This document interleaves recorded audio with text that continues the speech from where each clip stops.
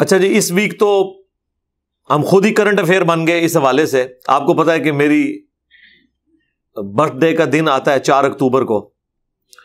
تو 8 سے 2 سال پہلے جب میری 43 اینیورسری تھی برتھ ڈے کی، اس دفعہ 45 ہوئی ہے، 1977 کی میری پیدائش ہے.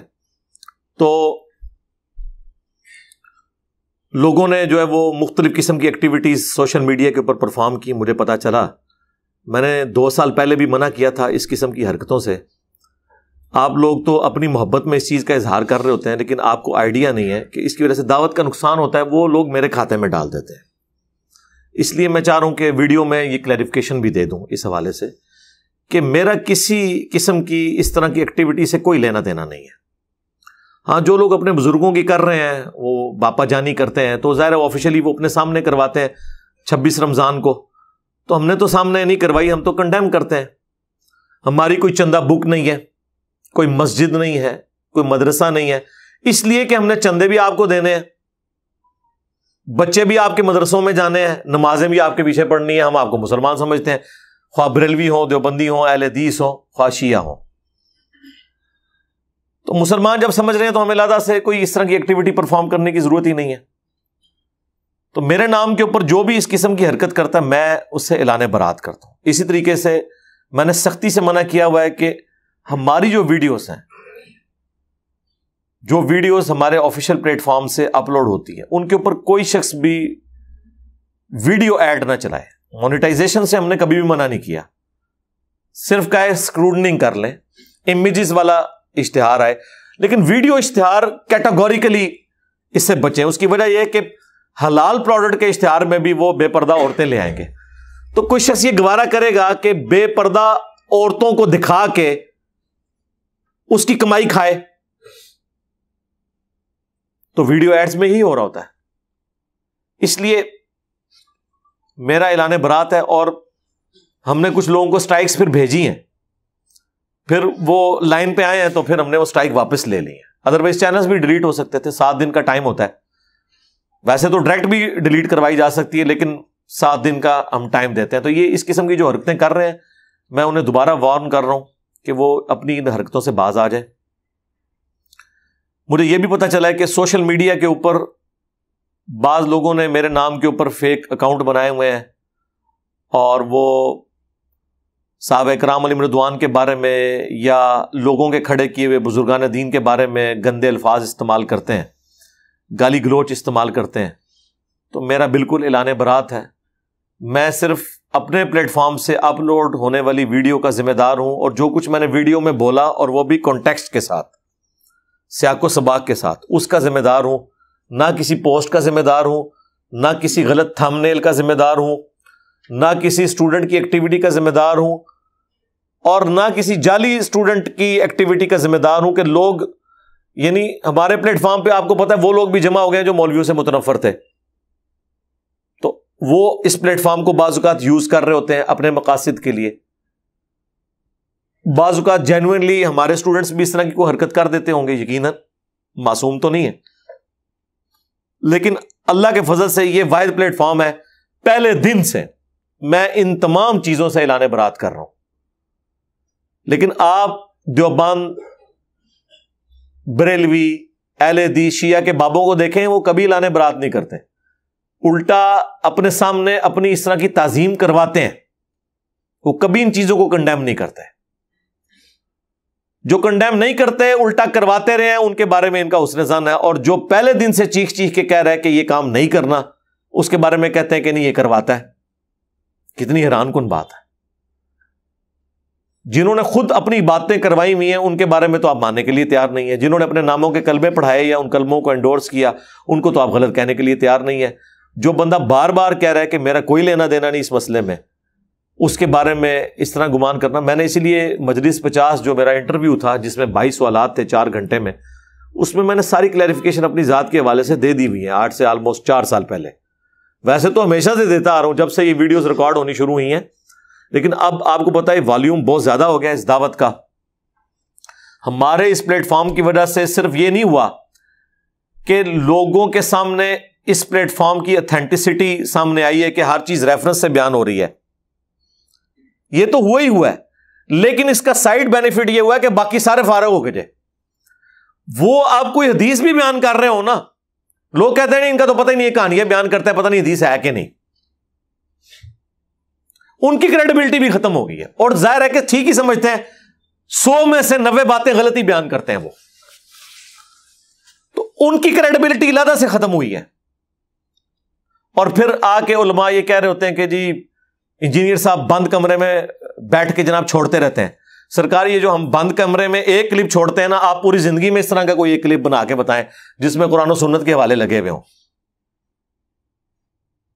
آپ بھی تو بند مسجد میں بیٹھ کے چھوڑ رہے ہوتے ہیں نا,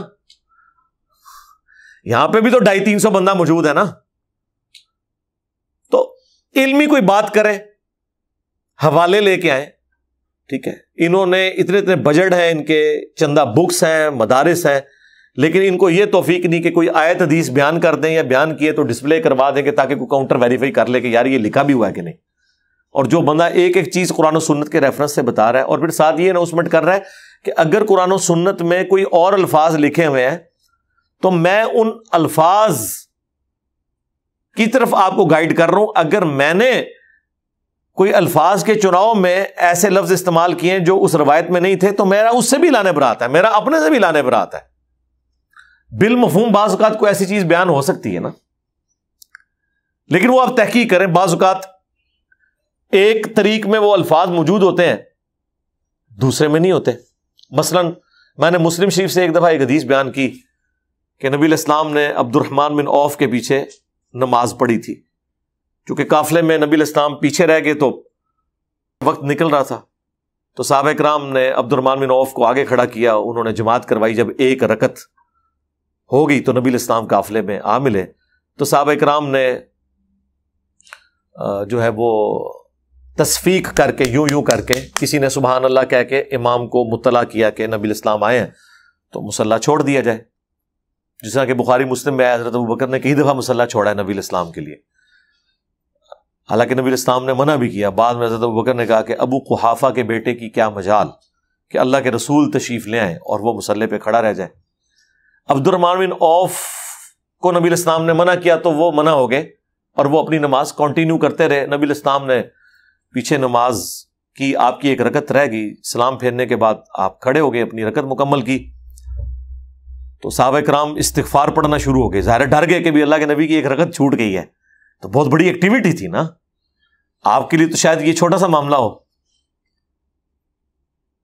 تو بعد میں ہم سے کسی نے مجھے ای میل پہ رابطہ کیا کہ یہ جو آپ نے آخری الفاظ بولے ہیں نا کہ صحابہ کرام ڈر گئے اور استغفار پڑھنا شروع ہو گئے, یہ تو مسلم شریف میں موجود نہیں ہے. مسلم شریف میں تو اتنا ہی ہے کہ نبی علیہ السلام نے نماز پڑھائی. اب مجھے یاد تھا کہ یہ میں نے الفاظ پڑھے ہوئے ہیں, میں نے اس حدیث کے کچھ الفاظ پھر مکتبۃ الشاملہ میں ڈالے کہ اس کا کوئی اور طریق کہیں ضرور موجود ہے, تو وہ پھر سنن ابی داؤد کے اندر یہی حدیث ہے, اس میں یہ الفاظ بھی آگے موجود ہے. تو بعض اوقات ہوتا ہے کہ ایک حدیث کا ایک طریق جو ہے اس میں کچھ الفاظ مسنگ ہے, دوسری جگہ موجود ہے. اسی طریقے سے بخاری میں یہ حدیث آدھی ہے کہ میرے صحابہ کو گالی مت دو, اگر تم احد پہاڑ کے برابر سونا بھی خیرات کر دو تو ان کے ایک مد کو یعنی 600 گرام اور اس کے آدھے کو بھی نہیں پہنچ سکتا.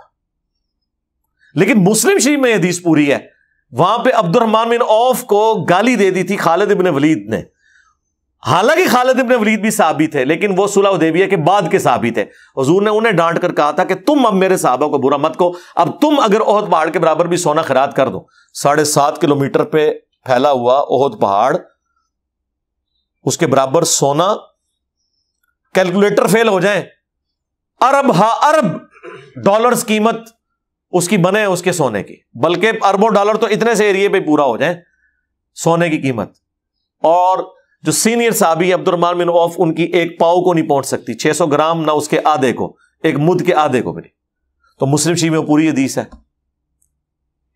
ایک جگہ بعض اوقات آدھی حدیث ہوتی ہے, دوسری جگہ پوری ہوتی ہے, تو پتہ چل جاتا ہے اچھا یہ جوڑ کے تو وہ دونوں ترک ایک جگہ جمع ہوئے ہیں.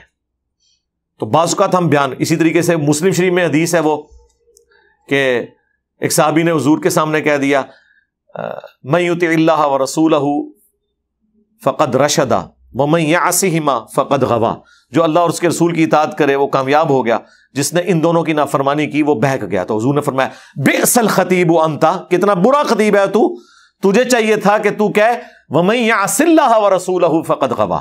تو نے یہ دونوں کیوں کہا؟ حالانکہ لٹریچر میں کوئی خرابی نہیں تھی، وہ پہلے کہہ چکا تھا جس نے اللہ اور اس کے رسول کی اطاعت کی وہ کامیاب ہوا، جس نے ان دونوں کی نافرمانی کی ناکام ہو گیا. اس نے آگے سے کوئی بہانہ نہیں کیا کہ میں آپ کو اللہ کا بندہ ہی مان رہا ہوں، غیر مستقل بذات مان رہا ہوں، آپ کا اختیار جو ہے وہ محدود مان رہا ہوں. نہیں، اس زمانے میں کہانیاں نہیں. لیکن یہ حدیث ابو داؤد میں ہے تو اس کے آگے بھی الفاظ ہیں، قم اذهب، اٹھ نکل جا ادھر سے. اب یہ الفاظ مسلم میں نہیں ہے. تو اب میں جب کمبائنڈ کبھی کوئی حدیث بیان کروں گا تو میں سارا پورا سینیریو بیان کروں گا، اور وہ ہوتا ہے ظاہر ہے یہاں پہ اب 200-250 بندے بات سن رہے ہیں، کوئی میری 90% باتیں یاد رکھے گا، کوئی 80% یاد رکھے گا، اور پھر ایک دوسرے کو ریکال کریں گے. تو صحابہ کرام بھی کچھ حدیث جتنی ان کو یاد ہوتی تھی بیان کر دیتے تھے، بعض کو یاد آتا تھا نہیں اس میں یہ بھی الفاظ حضور نے ساتھ کہے تھے تو وہ بھی بیان کر دیتے تھے. تو اس طرح کئی ایک جگہ ہوتا ہے. یہاں ہماری اکیڈمی میں ایک بریلوی مفتی نے فون کیا ایک دن، میں نام نہیں لیتا اسے مشہور کرنے کے لیے، چلیں میں آپ کو اشارتاً بتا دیتا ہوں، وہ کیلے والا مفتی جو ہے. اچھا، تو اس نے یہاں فون کیا، اس نے کہا جی کہ آپ کے انجینئر صاحب حدیثیں بیان کرتے ہیں، اور اب وہ جو برار بھائی نے نا جو فون سن رہے تھے نا، انہوں نے اس کی وہ آڈیو اونچی کر دی تاکہ میں بھی سن لوں. مجھے کہنے لگا جس طرح فون آیا تو پہلے تو کافی دیر تک لگا رہا، میں نے کہا کس سے لگے ہوئے؟ اس نے جب آواز اونچی کی مجھے سمجھ آ گئی، میں نے کہا یہ تو عالم دین ہے. تو اور عالم دین ہم سے یہ پوچھ رہا ہے کہ جی وہ انجینئر صاحب نے ویڈیو میں بیان کیا ہے، اپنے پمفلٹ میں بھی انہوں نے لکھا ہے کہ نبی الاسلام کے اوپر جب بیماری کا غلبہ ہوا تو تکلیف کی وجہ سے بار بار اپنے چہرے سے چادر ہٹاتے تھے اور کہتے تھے لعن اللہ الیہود والنصارى اتخذوا قبور انبیاء مساجدہ، اللہ کی لعنت ہو یہود و نصارہ پر کہ انہوں نے نبیوں کی قبروں کو سجدہ گاہ بنا لیا تھا. اور ساتھ ام عائشہ کے الفاظ ہیں کہ اگر ہمیں خطرہ نہ ہوتا کہ لوگ رسول اللہ کی قبر پہ سجدے شروع کر دیں گے تو ہم زائرین کی زیارت کے لیے اس قبر کو اوپن چھوڑ دیتے. تو یہ باقی الفاظ تو مل گئے ہیں، لیکن یہ جو الفاظ ہیں کہ حضور گھبراہٹ کی وجہ سے اپنے چہرے مبارک سے چادر ہٹاتے تھے، یہ تو بخاری مسلم میں موجود ہی نہیں ہے.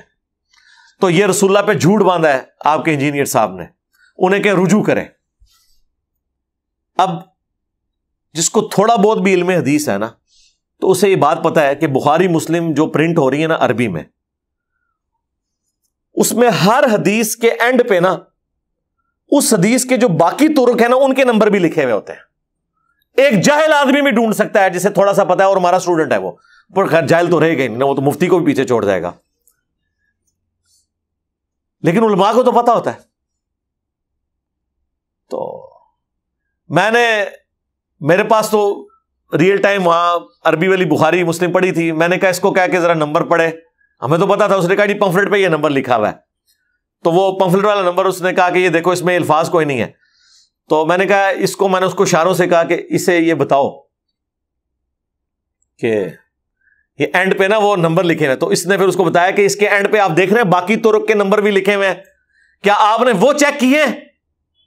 کہتا نہیں. تو ان کا ان کو چیک کرو، چیک کیے تو اس میں الفاظ موجود تھے.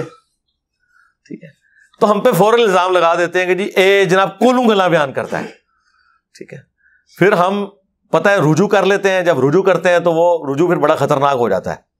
ہاں، وہ پھر رجوع ہم کوئی ایک سٹیپ آگے لے جاتے ہیں. ہمیں کہتے تھے جی وہ جی مفتی تقی عثمانی صاحب نے بھی وہ امیر شام کے دفاع میں کتاب لکھی اور اس میں انہوں نے سارے دیوبندیوں کو کہانی کرا دی کہ جی کوئی سب و شتم کی روایت نہیں، ایک ملتی ہے حدیث وہ بخاری کے اندر ملتی ہے، اور اس میں بھی سب کے الفاظ ہیں اور سب کا مطلب تنقید ہوتا ہے. یہ کہنا کہ لعنت کرواتے تھے تو ذخیرے حدیث میں کوئی نہیں، ہم نے تو 10 حدیثیں بیان کر دی ہیں. تو مسلم شریف میں 6229 نمبر حدیث میں موجود ہے، وہی حدیث ہے، اس کا ایک طریق ہے، اس میں الفاظ ہیں. اس نے آل مروان نے سال ابن سعد السعدی سے کہا کہ کہو لعن اللہ ابا تراب، لعنت ہو ابو تراب علی ابن ابی طالب پر، نعوذ باللہ. تو بخاری میں سب تھا اور مسلم میں اسی حدیث کے اندر کیا لکھا ہوا؟ تو پھر میں نے رجوع کیا کہ ہم سب کہتے تھے گالی، ہم رجوع کرتے ہیں گالیاں نہیں دیتے تھے، لعنتیں بیچتے تھے. یہ لعنتی لعنتیں بیچتے تھے، اور یہ لعنتی اس لیے ہوئے کہ انہوں نے اللہ کے ولی پہ لعنت بھیجی تو وہ تو لعنت کا مستحق نہیں تھا، تو لعنت ان کے اوپر لوٹ آئی. یہ ان لوگوں کا علمی لیول ہے، میں آپ کو بتا دوں. ان لوگوں نے پتہ نہیں کہاں بیٹھ کے بخاری مسلم وہ دورے پڑے میں، اور جیسے ختم قرآن ہوتا ہے نا، اس طرح ختم بخاری ختم مسلم اسی طریقے سے ہے. این سپارے پڑھ لو تے این دیساں تو پڑھتے این دیساں تو پڑھ، کوئی 40 دی سپیڈ نال تے کوئی 100 دی سپیڈ نال. تو میں اس لیے آپ کو بتاتا ہوں، ابھی ہماری لائف سٹوری میں ایک بھائی لاہور سے آئے ہوئے تھے پرسوں، وہ کہہ رہے تھے میں نے اپنے کسی دوست کو علی بھائی کا ایک کلپ بھیجا پرانا جس میں وہ ریفرنس نہیں لگے ہوئے تھے، تو اس نے کہا کہ یہ اپنی طرف سے مار رہا ہے. وہ کہتے ہیں میں نے اس کو کہا کہ میں تجھے ابھی اس میں علی بھائی نے جتنی آیتیں اور حدیثیں بیان کی میں بھیجتا ہوں. کہتے ہیں میں نے 10 منٹ کے اندر سارے ریفرنسز ڈھونڈ کے نا، مکتبۃ شاملہ تو خیر وہ یوز نہیں کر سکتے اسلام 360 سے، کہتے ہیں میں نے اس کو بھیجے تو وہ حیران رہ گیا کہ یار تو لب لینے وہ تھوڑے مفتی بھی نہیں لب سکتے جڑے سارے اسٹوڈنٹ لب جاتے ہیں، کیونکہ ہم نے ان کو بتا دیا نا کہ بھئی یہ ہے، اس طرح آپ ڈھونڈ لیں گے. پوری ذمہ داری کے ساتھ چیزوں کو ہم بیان کر رہے ہوتے ہیں اللہ کے فضل سے. تو باقی اگر کہیں پہ کوئی اونچ نیچ ہو جائے تو آپ بجائے فتویٰ لگانے کے آپ ہائی لائٹ کریں، انشاءاللہ ہم رجوع ریکارڈ کروائیں گے. باقی ہمارے اسٹوڈنٹس اگر کوئی اس قسم کی غلط حرکتیں کر رہے ہیں، کسی کو گالی دیتا ہے، کوئی ولگر لینگویج یوز کرتا ہے، میرا کوئی لینا دینا نہیں میرے بھائی، میں نے کسی کی یہ تربیت نہیں کی ہوئی ہے، ٹھیک ہے. ہر طرح کے لوگ موجود ہیں میرے بھائی. نبی الاسلام کے اپنے ساتھیوں میں بھی ایسے لوگ تھے جن سے کئی چیزیں مس ہینڈل ہوئی ہیں. اب اس کا آپ وبال نبی الاسلام کے اوپر تو نہیں ڈال سکتے، ہر شخص کا اپنا ذاتی عمل ہے، وہ اس کا ذمہ دار خود ہے. تو ہم تو شاہی کوئی نہیں ہے، سب سے پرفیکٹ تو نبی الاسلام کی مبارک ذات ہے. ہم صرف پابند یہ کہ آپ کو بتائیں. میں تو کہتا ہوں کہ میرا اپنے سے بھی اعلان برات ہے، جب میں آپ کو آیت اور حدیث بیان کر دیتا ہوں آپ بس اسی کو فالو کریں، ٹھیک ہے. اس کے پیچھے آپ نے چلنا ہے، ہمیں نہیں فالو کرنا، آپ نے ریفرنسز کو فالو کرنا ہے. یہ میں نے کلیریفیکیشن دینا ضروری سمجھی.